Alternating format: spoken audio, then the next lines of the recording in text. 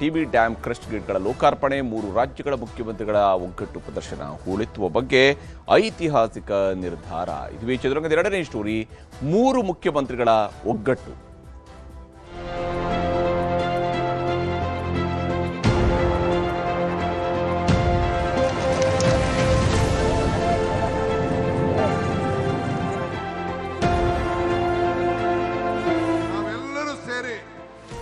ಒಮ್ಮತದ ಅಭಿಪ್ರಾಯಕ್ಕೆ ರೈತರನ್ನ ರಕ್ಷಣೆ ಮಾಡಲಿಕ್ಕೆ ಇವತ್ತು ನಾವು ಬಂದಿದ್ದೇವೆ.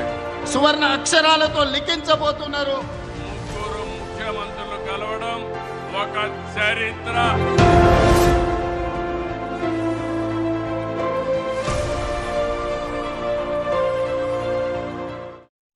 ಈಗಾಗಲೇ 3 ಮುಖ್ಯಮಂತ್ರಿಗಳ ಒಗ್ಗಟ್ಟು ಪ್ರದರ್ಶನ ಆಗಿದೆ.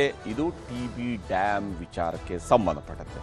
ಟಿಬಿ ಡ್ಯಾಂ ನೂತನ ಕ್ರಸ್ಟ್ ಗೇಟ್ಗಳ ಲೋಕಾರ್ಪಣೆಯನ್ನ ಇವತ್ತು ಮಾಡಲಾಗಿದೆ. 3 ಕ್ರಸ್ಟ್ ಗೇಟ್ಗಳ ಲೋಕಾರ್ಪಣೆಯನ್ನ ಇವತ್ತು ಹೊಸಪೇಟೆಯಲ್ಲಿ ಕಾರ್ಯಕ್ರಮವನ್ನು ನಡೆಸಲಾಗಿದೆ. ಲೋಕಾರ್ಪಣೆ ಕಾರ್ಯಕ್ರಮದಲ್ಲಿ 3 ರಾಜ್ಯಗಳ ಮುಖ್ಯಮಂತ್ರಿಗಳು ಒಗ್ಗಟ್ಟಾಗಿದ್ದಾರೆ. ಇದು ನಿಜಕ್ಕೂ ಕೂಡ ವಿಶೇಷವಾದಂತಹ ಸಂದರ್ಭ. 3 ರಾಜ್ಯಗಳ ಮುಖ್ಯಮಂತ್ರಿಗಳು ಒಗ್ಗಟ್ಟಾಗಿ ಈ ವಿಚಾರದಲ್ಲಿ ನಿರ್ಧಾರ ಕೈಗೊಳ್ತಾ ಇರುವಂಥದ್ದು ನಿಜಕ್ಕೂ ವಿಶೇಷವಾದಂತಹ ಸಂದರ್ಭ. ನದಿ ನೀರಿನ ಹಂಚಿಕೆ ಇತ್ಯರ್ಥ ಮಾಡುವಂಥದ್ದು, ಜೊತೆಗೆ ವಿಶೇಷವಾಗಿ ಟಿಬಿ ಡ್ಯಾಮ್ನ ಹೂಳೆತ್ತುವಂಥದ್ರ ಬಗ್ಗೆ ಈಗ ತೀರ್ಮಾನವನ್ನು ಕೈಗೊಳ್ಳಲಾಗಿದೆ. ಟಿಬಿ ಡ್ಯಾಮ್ನಲ್ಲಿ ತುಂಬಿರುವಂತಹ ಹೂಳು ಕರ್ನಾಟಕದ ಅತಿ ದೊಡ್ಡ ಸಮಸ್ಯೆಯ ಭಾಗ. ಅದು ಈಗ ಅದನ್ನು ಹೂಳೆತ್ತುವಂತಹದ್ರ ಕಡೆಗೆ ಈಗ ಕೇಂದ್ರ ಸರ್ಕಾರವು ಕೂಡ ಒಪ್ಪಿಗೆಯನ್ನು ಸೂಚಿಸಿದೆ. ಅದೇ ಕಾರಣಕ್ಕಾಗಿ ಶಿವಕುಮಾರ್ ಅವರು ಕೂಡ ಇವತ್ತು ಕೇಂದ್ರ ಜಲಶಕ್ತಿ ಸಚಿವರನ್ನ ಹಾಡಿ ಹೊಗಳಿದ್ದಾರೆ. 3 ರಾಜ್ಯಗಳು ಇಲ್ಲಿ ಒಗ್ಗಟ್ಟನ್ನು ಪ್ರದರ್ಶಿಸುವಂತಹ ಕೆಲಸವನ್ನ ಮಾಡಿವೆ. ಬಹಳ ಮುಖ್ಯವಾಗಿ ಕರ್ನಾಟಕದ ನೇತೃತ್ವದಲ್ಲಿ ಆಂಧ್ರ ಪ್ರದೇಶ ಮತ್ತು ತೆಲಂಗಾಣ ಕೂಡ ಈ ವಿಚಾರದಲ್ಲಿ ಕರ್ನಾಟಕದ ಜೊತೆಗೆ ಕೈ ಜೋಡಿಸುವುದಕ್ಕೆ ಮುಂದಾಗಿರುವುದು. ಟಿಬಿ ಡ್ಯಾಮ್ನ ಕ್ರಸ್ಟ್ ಗೇಟ್ಗಳ ಲೋಕಾರ್ಪಣೆಯನ್ನ ಮಾಡಲಾಗಿದೆ. ಇವತ್ತು ಟಿಬಿ ಡ್ಯಾಮ್ನ ಕ್ರಸ್ಟ್ ಗೇಟ್ಗಳ ಲೋಕಾರ್ಪಣೆಯನ್ನು ಮಾಡಲಾಗಿದೆ. 2024ರಲ್ಲಿ ಟಿಬಿ ಜಲಾಶಯದ ಕ್ರಸ್ಟ್ ಗೇಟ್ ಕಿತ್ತು ಹೋಗಿತ್ತು. 2024ರಲ್ಲಿ ಕಿತ್ತು ಹೋಗಿತ್ತು.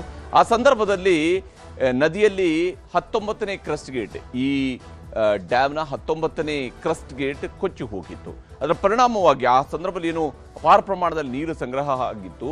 ಆ ಸಂಗ್ರಹ ಆಗಿದ್ದಂತಹ ನೀರು 6 ದಿವಸಗಳ ಕಾಲ ನೀರು ಸುಮ್ಮನೆ ಹರಿದು ಹೋಯಿತು. ನಂತರ 51 ಕೋಟಿ ರೂಪಾಯಿಗಳ ವೆಚ್ಚದಲ್ಲಿ 33 ಕ್ರಸ್ಟ್ ಗೇಟ್ಗಳನ್ನು ಅಳವಡಿಕೆಗೆ ಕೇಂದ್ರ ಸರ್ಕಾರದ ಸಹಯೋಗದೊಂದಿಗೆ ರಾಜ್ಯಗಳು ಕರ್ನಾಟಕ ಮತ್ತು ಆಂಧ್ರ ಪ್ರದೇಶ 2 ರಾಜ್ಯಗಳು ಸೇರಿ ಈ 33 ಕ್ರಸ್ಟ್ ಗೇಟ್ಗಳನ್ನು ಅಳವಡಿಕೆ ಮಾಡೋದರಲ್ಲಿ ಯಶಸ್ವಿಯಾಗಿದ್ದಾವೆ. ಆ ಕ್ರಸ್ಟ್ ಗೇಟ್ಗಳನ್ನು ಅಳವಡಿಕೆ ಮಾಡಲಾಗಿದೆ.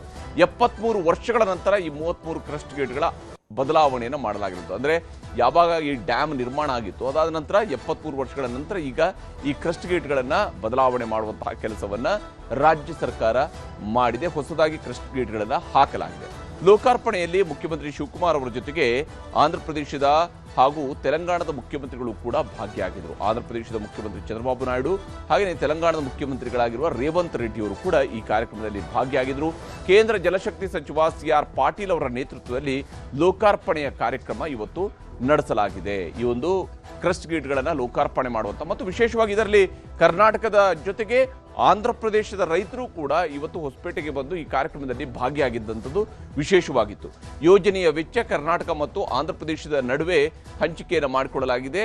64-34ರ ಅನುಪಾತದಲ್ಲಿ, ಅಂದರೆ ಈ ಯೋಜನೆಯ ಒಟ್ಟು ವೆಚ್ಚದ ಈ 51 ಕೋಟಿ ರೂಪಾಯಿಯಲ್ಲಿ 64% ಹಣವನ್ನು ಕರ್ನಾಟಕ ವಿನಿಯೋಗ ಮಾಡಿದೆ. 34% ಅನುಪಾತದಲ್ಲಿ ಇಲ್ಲಿ ಆಂಧ್ರ ಪ್ರದೇಶದವರು ಹಂಚಿಕೆಯನ್ನು ಮಾಡ್ಕೊಂಡಿರುವಂಥದ್ದು. 34% ಆಂಧ್ರ ಪ್ರದೇಶದವರು ಹಂಚಿಕೆ ಮಾಡ್ಕೊಂಡಿರುವಂಥದ್ದು. 7.5 ಲಕ್ಷ ರೈತರ ಜೀವನೋಪಾಯಕ್ಕೆ ಈ ಒಂದು ನೀರಾವರಿಯ ಭದ್ರತೆಯನ್ನು ಈಗ ಒದಗಿಸಲಾಗಿದೆ. ವಿಶೇಷವಾಗಿ ಕರ್ನಾಟಕದಲ್ಲಿ ಬಳ್ಳಾರಿ, ಕೊಪ್ಪಳ, ರಾಯಚೂರು ಜಿಲ್ಲೆಗಳು ಹಾಗೆಯೇ ಆಂಧ್ರ ಪ್ರದೇಶದ ಅನಂತಪುರಂ ಜಿಲ್ಲೆಗೂ ಕೂಡ ಈ ನೀರಾವರಿಯ ಅನುಕೂಲವನ್ನು ಮಾಡಿಕೊಡುವಂಥದ್ದು ಈ ಒಂದು ಬಹಳ ಮುಖ್ಯವಾಗಿ ಈ ಯೋಜನೆ ಬಹಳ ಮುಖ್ಯ ಆಗುತ್ತೆ. ಈ ಕಾರಣಕ್ಕಾಗಿಯೇ ಆಂಧ್ರ ಪ್ರದೇಶವು ಕೂಡ ಕರ್ನಾಟಕದ ಜೊತೆಗೆ ಕೈ ಜೋಡಿಸಿರುವಂಥದ್ದು ಈ ಒಂದು ಯೋಜನೆಯ ಮೂಲಕವಾಗಿ. ಇಲ್ಲಿ ಬಹಳ ಮುಖ್ಯವಾಗಿ ಒಂದಿಷ್ಟು ಮಹತ್ವವನ್ನು ನಾವು ಗಮನಿಸಬೇಕು. ಕೇಂದ್ರ ಜಲಶಕ್ತಿ ಸಚಿವರ ಜೊತೆಗೂಡಿ 3 ರಾಜ್ಯಗಳ ಮುಖ್ಯಮಂತ್ರಿಗಳು, ಯಾಕಂದರೆ ಕರ್ನಾಟಕ ಮತ್ತು ತಮಿಳುನಾಡಿನ ನಡುವೆ ಯಾವ ಸ್ವರೂಪದಲ್ಲಿ ಕಾವೇರಿ ನದಿ ನೀರಿನ ವಿವಾದ ಇದೆಯಲ್ಲ, ಆ ಸ್ವರೂಪಕ್ಕೆ ಯಾವತ್ತೂ ಕೂಡ ಕರ್ನಾಟಕ ಮತ್ತು ಆಂಧ್ರ ಪ್ರದೇಶದವರು ಬಡದಾಡಿಕೊಂಡು ಇರಲಿಲ್ಲ. ಆಂಧ್ರ ಪ್ರದೇಶ ಮತ್ತು ಹಾಗೆ ಅಂತೇಳಿ ಆಂಧ್ರ ಪ್ರದೇಶ ಕರ್ನಾಟಕದ ನೀರಿನ ಪಾಲನಾ ವಿಚಾರದಲ್ಲಿ ಬಹಳಷ್ಟು ಬಾರಿ ಅವರು ಕೂಡ ಕೋರ್ಟ್ಗೆ ಹೋಗಿದ್ದಾರೆ. ಅದು ಕೃಷ್ಣಾ ನದಿ ನೀರಿನ ವಿಚಾರದಲ್ಲಿ ಈಗಾಗಲೇ ಕೋರ್ಟ್ ಇತ್ಯರ್ಥ ಮಾಡಿಕೊಟ್ಟಿರುವಂಥದ್ದು. ಆಲಮಟ್ಟಿ ಡ್ಯಾಮ್ನಿಂದ ನಾವು ಎಷ್ಟು ನೀರು ಬಿಡಬೇಕು ಅನ್ನುವಂಥದ್ದು. ಅದರಲ್ಲಿ ತುಂಗಭದ್ರಾವು ಕೂಡ ಬರುತ್ತೆ. ಇದು ಕೃಷ್ಣಾ ದಂಡೆಯಲ್ಲಿ ಬರುವಂತಹ ನದಿಗಳಾಗಿರೋದ್ರಿಂದಾಗಿ ಈ ಕಾರಣಕ್ಕಾಗಿಯೇ ಇದು ಐತಿಹಾಸಿಕವಾದಂತಹ ಕಾರ್ಯಕ್ರಮ ಆಗಿತ್ತು. ಎರಡೂ ರಾಜ್ಯಗಳು ಕರ್ನಾಟಕ ಮತ್ತು ಆಂಧ್ರ ಪ್ರದೇಶ ಜೊತೆಗೆ ತೆಲಂಗಾಣ ಈ ಮೂರು ರಾಜ್ಯಗಳು ಜೊತೆ ಸೇರಿ ಈ ಯೋಜನೆಗೆ ನಿರ್ಧಾರವನ್ನು ಕೈಗೊಂಡಿರುವಂಥದ್ದು. ಡ್ಯಾಮ್ ರಕ್ಷಣೆ, ರೈತರ ಸುರಕ್ಷತೆ, ನೀರು ಉಳಿಸುವುದು ಇದು ಇಲ್ಲಿ ಪ್ರಮುಖವಾದಂತಹ ತೀರ್ಮಾನ. ಡ್ಯಾಮ್ ಅನ್ನು ರಕ್ಷಣೆ ಮಾಡಿಕೊಳ್ಳುವಂಥದ್ದು, ರೈತರನ್ನು ಉಳಿಸಬೇಕು. ಯಾಕಂದ್ರೆ ಈ ಮೂರು ರಾಜ್ಯಗಳು ಒಗ್ಗೂಡಿಕೊಂಡು ನಾವು ಮೂರು ರಾಜ್ಯಗಳ ರೈತರನ್ನು ಕಾಪಾಡಬೇಕು, ದೇಶದ ಪ್ರಗತಿಗೆ ಇದು ಮುಖ್ಯ ಅನ್ನುವಂತಹ ಸಂದೇಶವನ್ನು ರವಾನಿಸಲಾಗಿದೆ. ಕೇಂದ್ರ ಜಲಶಕ್ತಿ ಸಚಿವ CR ಪಾಟೀಲ್ ನೇತೃತ್ವದಲ್ಲಿ ತೀರ್ಮಾನಗಳನ್ನು ಕೈಗೊಳ್ಳಲಾಗಿದೆ. ಇವತ್ತು ಬಹಳ ಮುಖ್ಯವಾಗಿ ಕರ್ನಾಟಕದ ಮುಖ್ಯಮಂತ್ರಿಯವರು ಅನೌನ್ಸ್ ಮಾಡಿದ ರೀತಿಯಲ್ಲಿ ಕೇಂದ್ರ ಜಲಶಕ್ತಿ ಸಚಿವರ ಜೊತೆಗೇನೆ ಮೂರು ರಾಜ್ಯಗಳ ಮುಖ್ಯಮಂತ್ರಿಗಳು ಕುಳಿತುಕೊಂಡು ಇವತ್ತು ಇದೇ ಟಿ.ಬಿ ಡ್ಯಾಮ್ನ ಕ್ರಸ್ಟ್ ಗೇಟ್ಗಳ ಲೋಕಾರ್ಪಣೆ ಕಾರ್ಯಕ್ರಮಕ್ಕೆ ಮುಂಚಿತವಾಗಿಯೇ ಸುಮಾರು 1 ಗಂಟೆಗಳ ಕಾಲ ಚರ್ಚೆಯನ್ನು ನಡೆಸಿದ್ದಾರೆ. ಆ ಚರ್ಚೆಯ ಸಂದರ್ಭದಲ್ಲಿ ಕೃಷ್ಣಾ, ಗೋದಾವರಿ, ತುಂಗಭದ್ರಾ ನೀರಿನ ಹಂಚಿಕೆಯ ಬಗ್ಗೆ ತೀರ್ಮಾನಗಳನ್ನು ಕೈಗೊಳ್ಳಲಾಗಿದೆ. ಕರ್ನಾಟಕಕ್ಕೂ ಕೂಡ ಈಗಾಗಲೇ ನಾವು ಆಲಮಟ್ಟಿ ಡ್ಯಾಮ್ಗೆ ಸಂಬಂಧಪಟ್ಟಂತಹ ತೀರ್ಮಾನಗಳು ಈಗಾಗಲೇ ತೀರ್ಪು ಹೊರ ಬಂದರೂ ಕೂಡ ಆ ನೀರನ್ನು ಸ್ಟೋರೇಜ್ ಮಾಡುವಂತಹದಕ್ಕೆ ನಮಗಿನ್ನೂ ಕೂಡ ಸಾಧ್ಯ ಆಗಿಲ್ಲ. ಆ ಕೆಲಸ ಇನ್ನು ಶುರು ಆಗಬೇಕಾಗಿದೆ. ಕೇಂದ್ರ ಜಲಶಕ್ತಿ ಸಚಿವ CR ಪಾಟೀಲ್ ನೇತೃತ್ವದಲ್ಲಿ ಇವತ್ತು ತೀರ್ಮಾನಗಳನ್ನು ಕೈಗೊಳ್ಳಲಾಗಿದೆ. ವಿಶೇಷವಾಗಿ ಇವತ್ತಿನ ತೀರ್ಮಾನದಲ್ಲಿ ಬಂದಂಥದ್ದು ಹೂಳೆತ್ತುವಂತಹ ವಿಚಾರ. ನದಿ ವಿವಾದಕ್ಕೆ ಮುಕ್ತಿಯನ್ನು ಕೊಡ್ತಾನೆ, ನಮ್ಮ ನೀರು ನಮ್ಮ ಹಕ್ಕು ಅನ್ನುವಂತಹ ಯೋಜನೆಯಲ್ಲಿ ಒಮ್ಮತದ ತೀರ್ಮಾನಕ್ಕೆ ಮೂರೂ ರಾಜ್ಯಗಳು ಬರಬೇಕು ಅನ್ನುವಂತಹ ನಿಟ್ಟಿನಲ್ಲಿ. ಯಾಕಂದರೆ ಇದು ಕೃಷ್ಣಾ ಪಾತ್ರದ ನದಿಗಳಲ್ಲಿ ಕರ್ನಾಟಕ, ಆಂಧ್ರ ಪ್ರದೇಶ ಮತ್ತು ತೆಲಂಗಾಣ ಇವು ಮೂರು ರಾಜ್ಯಗಳು ಒಗ್ಗೂಡಬೇಕಾಗಿರುವಂಥ ಅವಶ್ಯಕತೆ ಇದ್ದೇ ಇದೆ. ಈ ವಿಚಾರಕ್ಕೆ ಸಂಬಂಧಪಟ್ಟಂತೆ ಮುಖ್ಯಮಂತ್ರಿ DK ಶಿವಕುಮಾರ್ ಅವರು ತಮ್ಮ ಭಾಷಣದ ಸಂದರ್ಭದಲ್ಲಿ ಏನು ಹೇಳಿದ್ದಾರೆ ಅನ್ನೋದನ್ನು ತೋರಿಸ್ತೀನಿ. ಜತೆಗೂಡುವುದು ಆರಂಭ, ಜತೆಗೂಡು ಚರ್ಚಿಸುವುದು ಪ್ರಗತಿ, ಜತೆಗೂಡು ಕೆಲಸ ಮಾಡುವುದು ಯಶಸ್ಸು.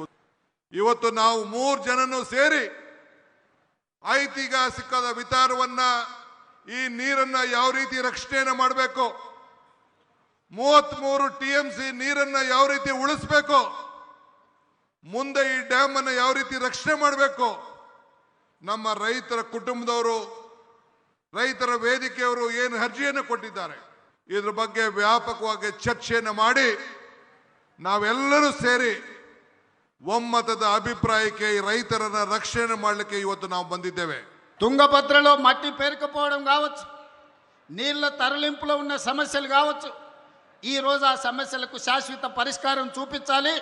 గద్వాల, అలంపూర్ ప్రాంతంలో ఉన్న RDS లక్షలాది మంది రైతులకు మేలు జరగాలి అని ఈనాడు ఈ సమావేశంలో CR పాటిల్ గారి దృష్టికి, చంద్రబాబు నాయుడు గారి దృష్టికి తీసుకెళ్లడం జరిగింది.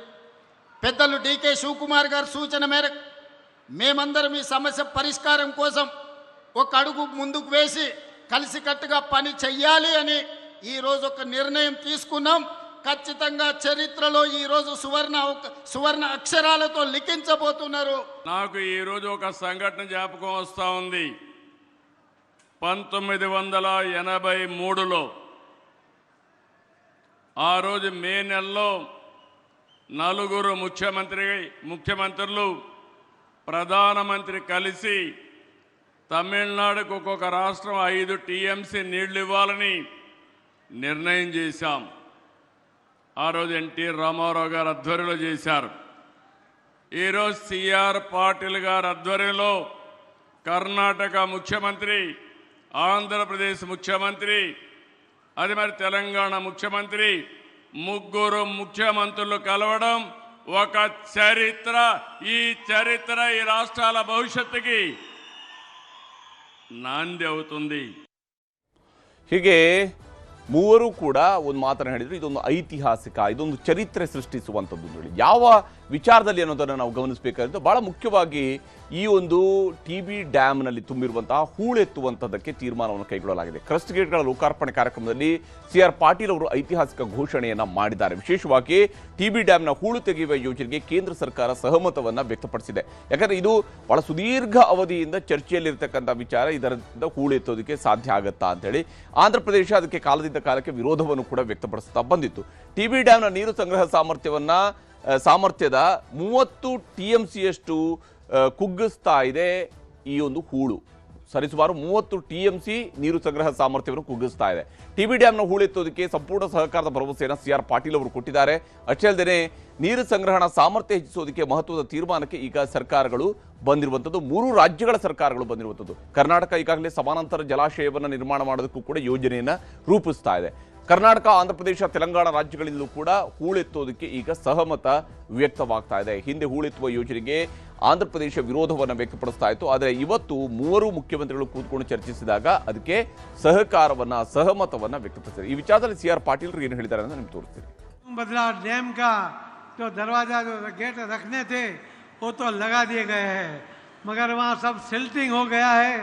माननीय प्रधानमंत्री मोदी साहब के पास तो रिपोर्ट है कि पूरे देश में जो 6,500 डैम हैं वो सभी में करीब 15% सिल्ट हो गया है, यानी कि उनकी करीब 15% कैपेसिटी, कैरिंग कैपेसिटी कम हो गई है। और ये तुंगभद्रा डैम में भी 15% से भी ज़्यादा वो सिल्टिंग हो गया है। हमारे मंत्रालय में इसके लिए एक योजना बनी है। हमारे सेक्रेटरी VL कांताराव जी भी आज यहाँ पर है। हमने तीनों मुख्यमंत्री को भी कहा है कि डीसिल्टिंग के लिए हम लोग योजना बनाकर आपके सामने रखेंगे। काम तो तीनों मुख्यमंत्री को करना है, मगर जो निर्णय करना है, उनको जो टेक्निकल सहयोग करना है वो हम जल्दी से करेंगे।